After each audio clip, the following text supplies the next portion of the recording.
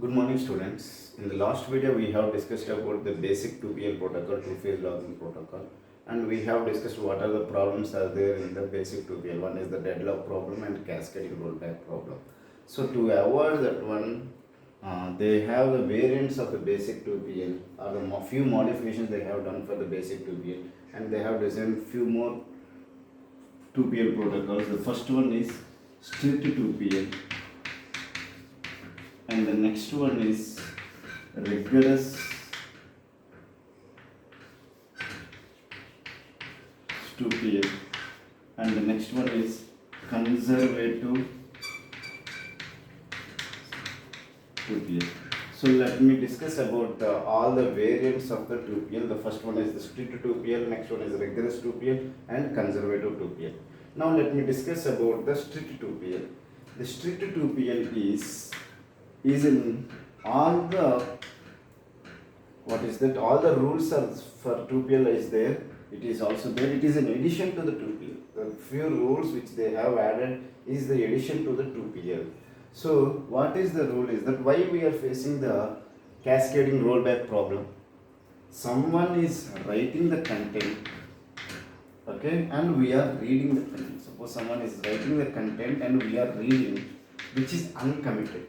Am I right or wrong? If you see the previous example also, we have discussed that there is a transaction 1 and there is a transaction 2. Transaction 1 has taken an exclusive lock on A and it has written the content and it has released the lock. If it is released the lock only, then it can take it. But it was not committed, and if it is not committed also no problem. Once it is released the lock, it is allowed to take the lock. Transaction 2. If you see transaction 1 and transaction 2, transaction 1 has taken an exclusive lock. It has written some content. It has modified the content A is equal to A minus B or something, and it has written the content and it has released the lock.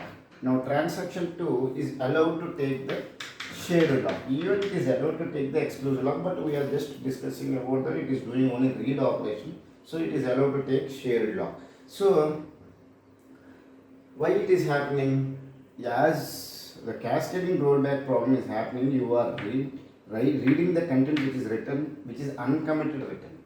If it was there is a commit operation, we have made the what is that cascading rollback as a cascadeless rollback problem. How it is the read of A after writing, you commit, then only you read it. So if we do this change, then it will become cascadeless rollback problem. Means there is no cascading rollback problem. We can make it as a cascadeless schedule. So the same thing they have taken it in the strict 2PL. What they have done is that, what is the restriction they have kept is that if you have taken an exclusive lock, you are returning, you should not unlock it till you commit. First you commit, then you unlock. Are you able to understand? If you are taken exclusive lock on any data item and you are written some operation, because exclusive lock is taken for writing the content only. If you are writing, you commit, then only you unlock. Suppose if there is a commit operation and unlock, then it is reading, then it is safe to execute. So that is the additional rule they have, or additional restriction they kept on the basic 2PL, and it became as a strict 2PL is that if you have taken any exclusive lock, first commit, then only unlock, then this cascading rollback problem is avoided. Okay, so that is about the strict 2PL. And now let me take about the rigorous 2PL. It is more stricter than the strict 2PL. So what is the additional restriction they have kept is that, please give me 1 minute. So I hope everyone has understood about the strict 2PL. So now let me discuss about the rigorous 2PL. They have, it is a strict 2PL plus some additional rules. What is that rules we will discuss. Now my question is that, sir, does the strict 2PL avoids the deadlock problem or not? You said that strict 2PL will avoids the cascading rollback problem. This strict rollback problem will allows the what you call deadlock problem or not. It does not allow, means it does not solve the deadlock problem. Let me discuss. Before discussing the rigorous problem, let me discuss. transaction 1, transaction 2 is there, okay. It has taken an exclusive lock, okay.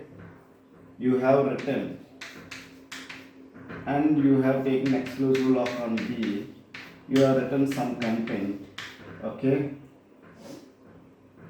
and it has taken it is trying to take an exclusive lock and it is trying to take an exclusive lock. Now listen carefully. Exclusive lock was taken and it has written some content. Now it has not committed, so it is not compulsory to take the unlock the exclusive lock. So it will somewhere commit and unlock. So whenever you want to try to release the lock, then only before that you should commit. But it is not interested to unlock it right now. So that's what still the deadlock problem is there in the Strict2PL. So we have solved the cascading rollback problem using the Strict2PL, but however deadlock problem is still existing in the Strict2PL. So now let me discuss about the regress 2PL, which is in one more rule was added to the Strict2PL. It is, so I can say that it is a Strict2PL plus some additional rule. What is that additional rule we will discuss. In Strict2PL what they have said, if you have taken some exclusive lock, before you release it you commit, okay, but they did not talk anything about the shared lock. Am I right or wrong? Because the cascading rollback problem is happening because when someone is reading the content which is uncommitted data. So to overcome that one in Strict2PL, they said that if you have taken an exclusive lock, if you want to release it, before release you commit, so that this cascading rollback problem is avoided. So in regress 2PL, they are saying that whether you have taken an exclusive lock, whether you have taken a shared lock. Exclusive lock is for writing, shared lock is for reading. So whether you have doing the read operations or write operations, means you have taken exclusive lock or shared lock, before release it you commit. That is the only additional restriction they have kept, because in Strict2PL they are saying that if you have taken an exclusive lock, if you want to release it or uncommit, if you want to release the lock, you first commit, then only you release. Now what the extra thing they are saying, if you have taken exclusive lock or shared lock, if you want to release them, you commit. So that is the extra restriction they have kept. Now already in Strict2PL the cascading rollback problem is solved. Only the problem is still existing is the deadlock problem. So can anyone guess whether we can solve the deadlock problem using the regress 2PL by keeping this extra? There is no. So the deadlock problem is still existing in the regress 2PL. The same example you can take, exclusive lock on A, the exclusive lock on B, all these things, because there is no shared lock. So still the regress 2PL will not solve the deadlock problem. Okay.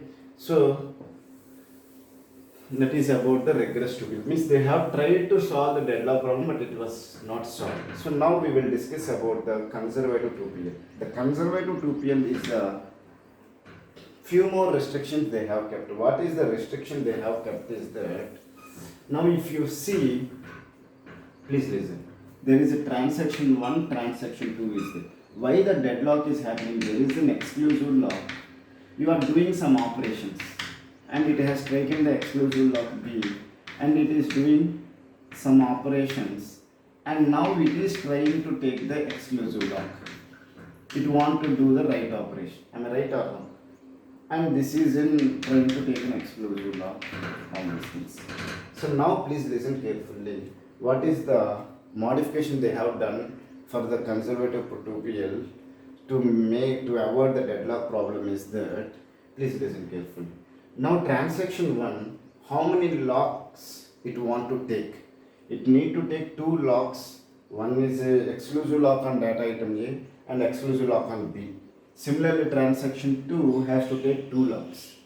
Now what it is saying that the conservative 2PL is, if you want to take any keys, first you take the key locks or keys, then only you start performing the operations. So without taking all the locks, you don't start the operation. So any operation execution. So what is they are saying is that, let me discuss. So if you want to perform any operation, you take all those locks. You take the exclusive lock, perform the operations read A, read B. Okay. Now if it wants to release the lock, or let me take it is not releasing the lock.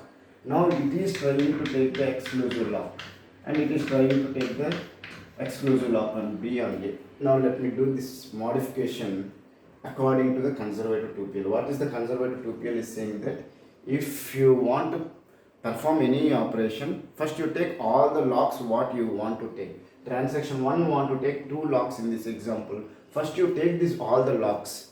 Now your question is that, sir, if it cannot take any lock, then it cannot, suppose let's take that it cannot take the exclusive lock B here, let's for example, then it is not allowed to perform these operations. It is very simple. So if you want to take the locks, you first take the locks, then start performing the operations.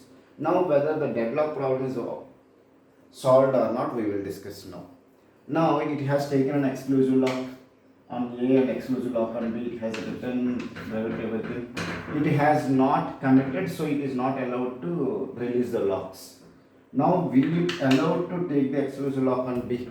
Now it is not allowed to take the exclusive lock on B because already exclusive lock on B is there. So now it is not a deadlock problem, it is a starvation problem. What is the starvation problem? Difference is that now transaction 1 is allowed to perform its operations, whereas in deadlock 1, transaction 1 is waiting for transaction 2 to release, transaction 2 is waiting for the transaction 1 release. So we don't know when the transaction 2 will release it, when the transaction 1 will release. So it is an infinite amount of waiting time. So we can say that it is a deadlock problem. Whereas starvation, sometime the transaction 1 may release the lock, so it will wait for some finite amount of time. So this is the starvation problem. It is not a deadlock problem. So starvation is okay because it is a finite amount of time waiting, whereas deadlock is infinite amount of waiting time.